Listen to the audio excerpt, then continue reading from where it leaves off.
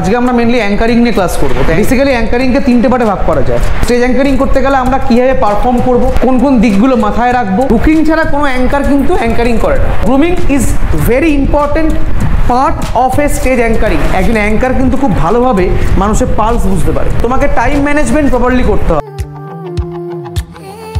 আজকের যে ক্লাস, আজকে আমরা মেইনলি অ্যাঙ্কারিং নিয়ে ক্লাস করব। তো অ্যাঙ্কারিংয়ের অনেকগুলো পার্ট হয়, ঠিক আছে।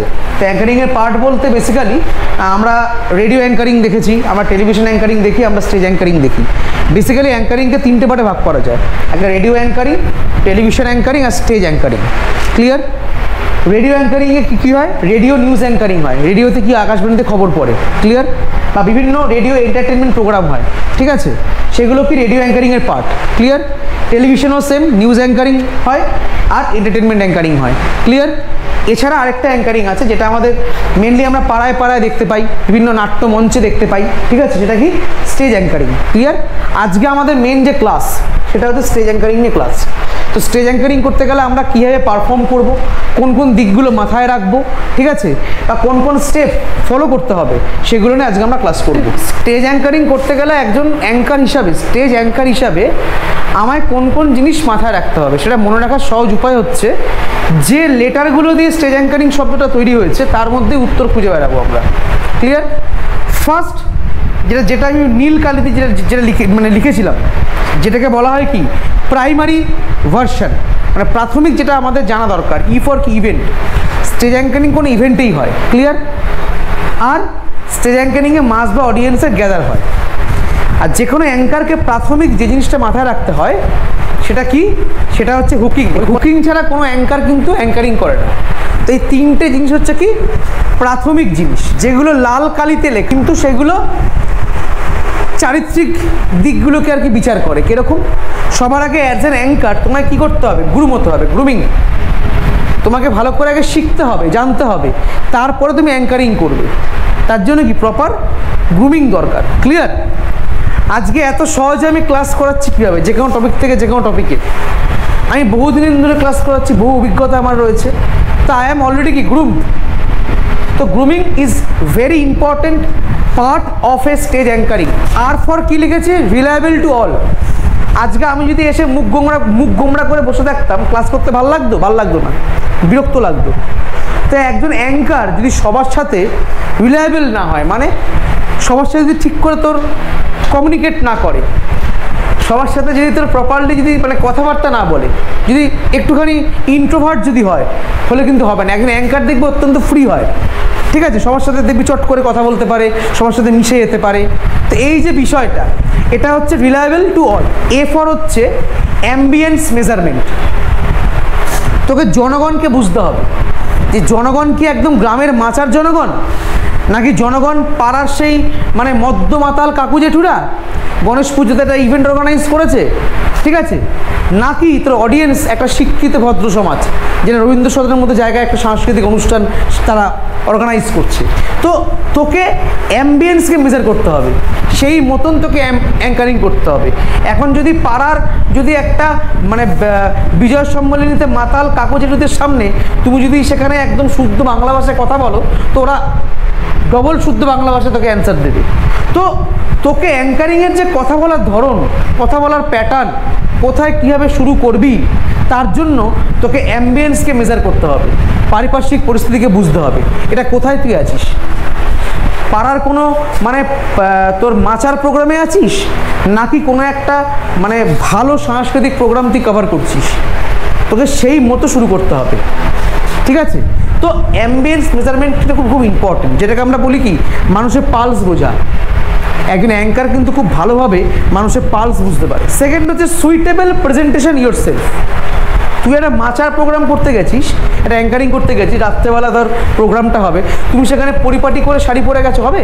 হবে না। সেখানে তোমায় কী করতে হবে? ওয়েস্টার্ন ড্রেস পরে যেতে হবে। তুমি রবীন্দ্রসঙ্গীতে মানে নজরুল, তুমি একটা সাংস্কৃতিক সন্ধ্যা রবীন্দ্র সদনে হচ্ছে, তুমি সেখানে একটা শর্ট ড্রেস বা একটা ওয়েস্টার্ন পরে গেলে হবে? হবে না। সেখানে শাড়ি প্রয়োজন।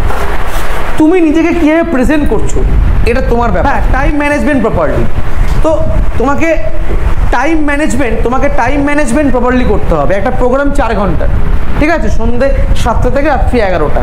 তো সেই 4 ঘন্টার প্রোগ্রামে কোনো কারণে কোনো একটা বাচ্চা নাচতে গিয়ে পড়ে যেতেই পারে, সেখানে 15 মিনিট সময় নষ্ট হতে পারে। তো সেই 15 মিনিটকে আমি কী করে ম্যানেজ করব, যাতে প্রোগ্রামটা 11টা 15 অবধি না পৌঁছায়। তার প্রত্যেকটা প্রোগ্রামের মাঝখানে গ্যাপিংগুলো কমাবো, তাড়াতাড়ি সবাইকে মঞ্চে ডেকে নেওয়ার প্ল্যানিং করব, ঠিক আছে। মাঝখানে আমি যে বক্তব্য রাখতাম সেই বক্তব্যের পরিমাণটা কমিয়ে দেব, ভাষণটা কমিয়ে দেব। যাদেরকে আমরা অভ্যর্থনা জানাতাম তাদের অভ্যর্থনা কি কম জানাবো, মঞ্চে ডেকে তাদেরকে বক্তব্য রাখার সুযোগ দেবো না, অভ্যর্থনা জানিয়ে তাকে বিদায় করে দেবো। তো এই যে বিষয়টা টাইম ম্যানেজমেন্ট খুব ইম্পর্টেন্ট, এটা একটা আপেক্ষিক বিষয়, কিন্তু এটা মাথায় রাখতে হয়। এবার আমরা দেখবো একজন অ্যাঙ্কার নিজের মধ্যে কোনটাকে আত্মস্থ করতেই হবে। একদম ভিতরকার যেটা ব্যাপার সেটা হচ্ছে কি attitude, personality.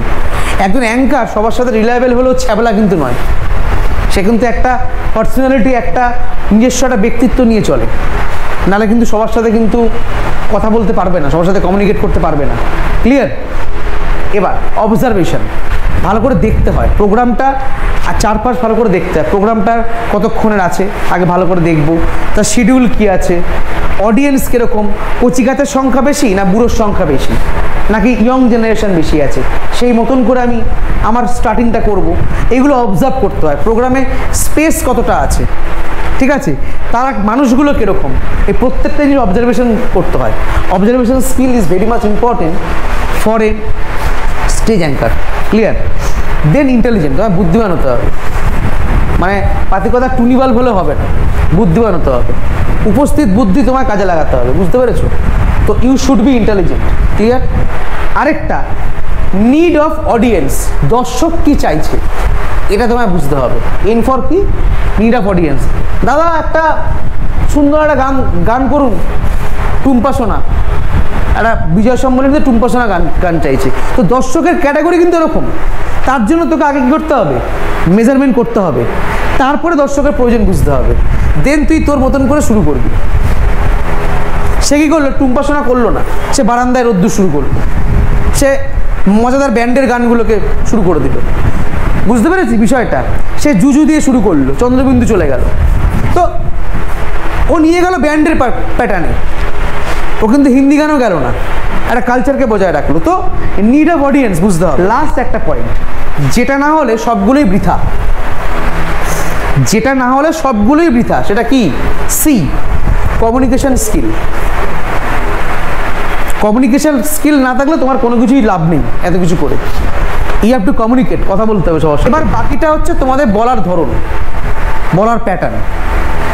But stage anchoring জানতে গেলে এই গ্রামাটিক্যাল জিনিস তোমাকে জানতে হবে, তা নাহলে হবে না। আমি স্ক্রিপ্ট দেখে পড়ে গেলাম, that is not the proper way. You have to follow the proper rules. গাড়ি কিনে যেভাবে খুশি চালালে গাড়ি হবে, আমায় কী করতে হবে, ট্রাফিক রুলস ফলো করতে হবে। তো সেই কারণে গাড়ি চালাতে গেলে you have to know the proper traffic rules. তো স্টেজ অ্যাঙ্কারিংয়ে এগুলো কি কাইন্ড অফ ট্রাফিক রুলস। এবার তুমি গাড়ি চালাও, বুঝে গেছো? কাটো।